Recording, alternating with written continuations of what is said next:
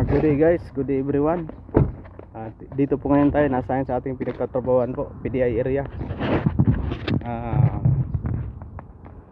Field assignment. Ito pong tinatawag na Toyota GR Hilux po guys. New model 2024 model. Yan po ang 2024 model na Toyota Hilux. Po, tingnan natin loob. B6 po ito guys. Yan B6 model 2024. Yan po. Ito pong loob niya.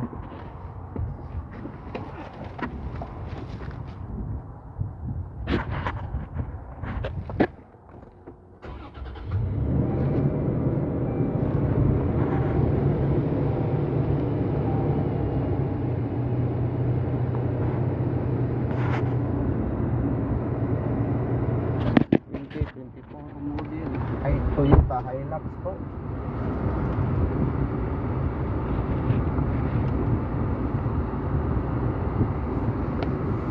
So guys, B6 pong makina guys. Automatic po.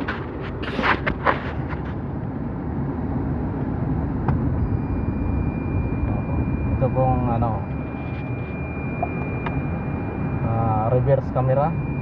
Gumagana po, makikita yung nasa likod. Dati radar lang. Ngayon mga modelo ngayon po nakikita mo na talaga.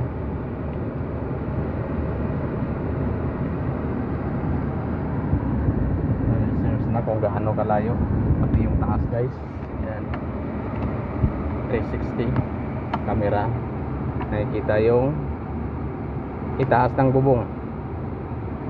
Matindi ng mga kaalaman ngayon guys.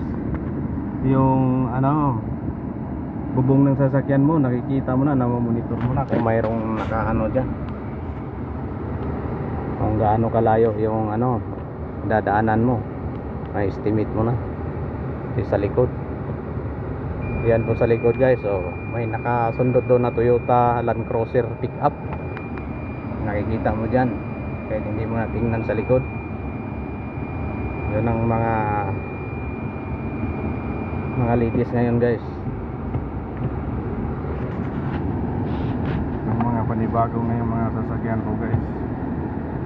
Ito yung mga unit, yung mga normal lang na mga Hilux D4D, Toyota Hilux 2024 model. Nando doon po. Pero ito kakaibang ito, D4 lang yun, 4 cylinder lang yun. Ito po siya ay 6 cylinder. Toyota Hilux 6 cylinder po. Ito pong cambio niya guys. Ito po yung tinatawag na shift-lock cover. Halimbawa po guys na discharge yung battery mo, sisikwatin mo lang ito ng kuko mo, ganon. Tanggal yan, click mo yan, pipindutin mo lang yung ganyan, mapihit mo ng ganyan. Kasi kapag walang na-discharge yung battery, hindi mo magagalaw yan. Magagalaw lang ito ngayon kasi naka-on tayo, nagpapa-aircon po tayo dahil sa init. Ipindutin mo na ito guys, magalaw mo na ito, mapa-neutral mo na ito. Kasi i-release mo na, i-release mo na yung handbrake dito. Tawid mo na, tulungan niya lang, tatabi mo kung saan nakakalang. Nakakalang doon sa lugar na nakaka-istorbo, hindi madadaanan. Pag may dumaan, itutulak nyo lang patabi. Ito yung mga panibagong ngayon sasakyan na Toyota Hilux B6 po guys, gasoline engine. Lamig po, hindi obra ang gaano kainit dito kasi po malamig ang aircon ng Toyota po. Gusto mong gumamit ng 4-wheel guys, yan, pipindutin mo lang yung may switch dito. Sana yung papakita ko. Ayan, pero kailangan naka-neutral ka po guys. Ito yung neutral. Diyan ka na mag-switch ngayon. 4 high ka dyan. Saka mo na ganun kung abanti ka o aatras ka ba na papurhay. Gawin mo dito, wag mong diretso. Yung neutral mo muna hanggang yan. Yun, naka-neutral. Tapos pihit, push, sabi push. Pihit mo, diin mo hanggang yan. Push. Yan po, 4 wheel po yan. Naka 4 wheel na po. 4 wheel low. Low gear po siya guys. Tapos dyan mo na hatakin. Pa-drive. Huwag kang mag-drive na pa 4 low kung hindi ka naka-neutral. Naka-neutral ka bago ka magpalit nito. Para hindi mapudpud yung gear mo sa ilalim. Ayan. Naka-neutral ka talaga. Halimbawa, balik ka sa 4 high, neutral ka muna dito, neutral. Tapos ngayon, babalik ka na sa 2 high. Bawa ka ganyan ka, naka-reverse o naka-abante. Huwag kang dumiretsong ganyan. Kailangan ganyan, hatid mo dito. Okay? Kasi diretso mo ang ganyan, baka masira yung gear mo sa ilalim. Kaya iganyan mo talaga bago ka pipihit dito. Yan. Huwag kang dumiretsong ganyan nga naka-drive ka. Kailangan ganun talagang posisyon mo, letter in, tapos pihit ka dito, ganyan. Okay. Yes, malinaw. Yan lang po guys ang pagmamaneho ng 4 wheel high, 4 wheel low. Easy lang po. Saka makikita mo yan kung naka-engage pa, hindi pa nawawala. Tulad yan, naka-blinker pa. Piblink pa po siya.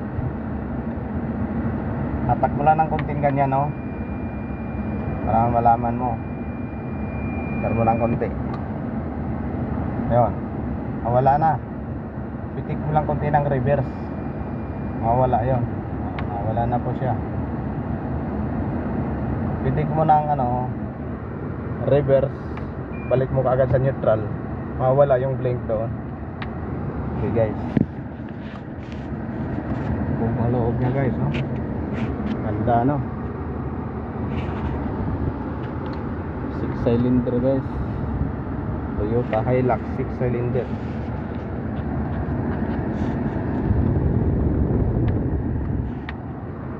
Stereo niya.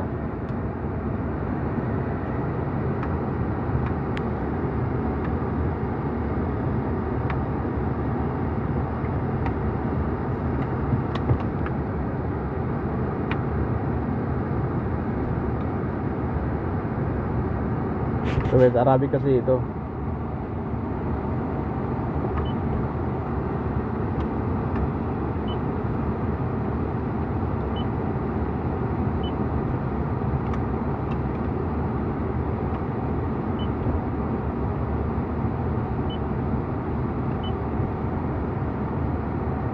Park assist.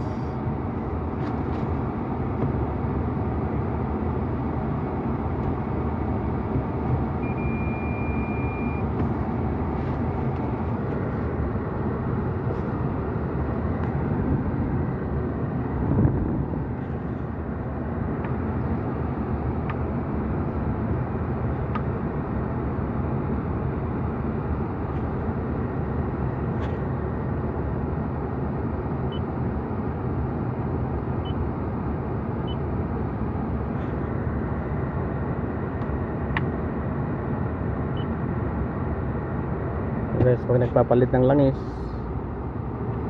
yan pinipindot namin guys, mga technician.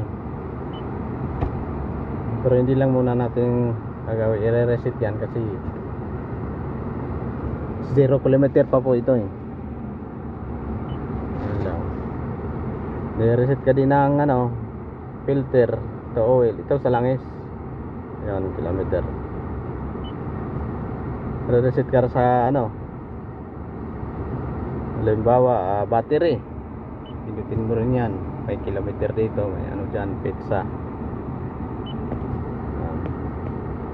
Palit ka ng radiator, pinutin mo lang ito, lagay mo pizza dyan hanggang sa dito, kilometer.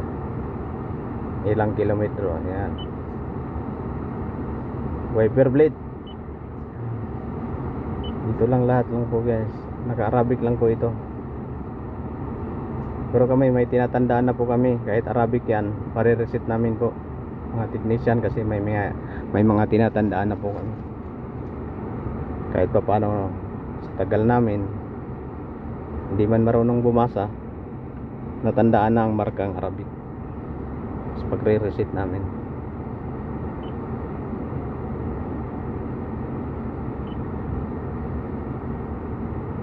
Ang gulong. Ayan. Brake pad. Gumasat. Sitting mo.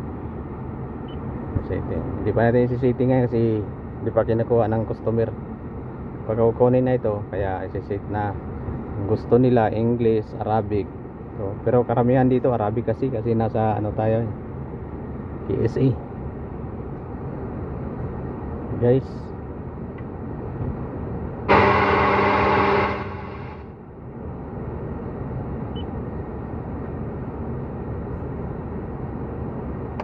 Tingin naman na tayo.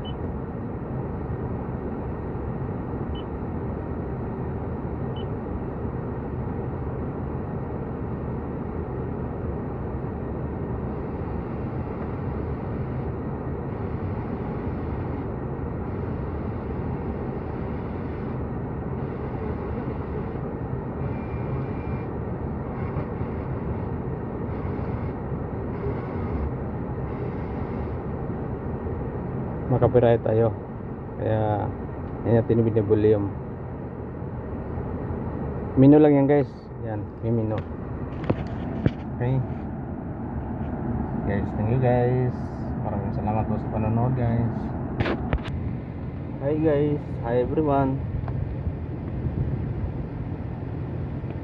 May nakabiling ganitong unit guys sa ano, sa Davao, ako Tabato, si Ibrahim. Ito talaga yung nabili niya. Ganito ring kulay.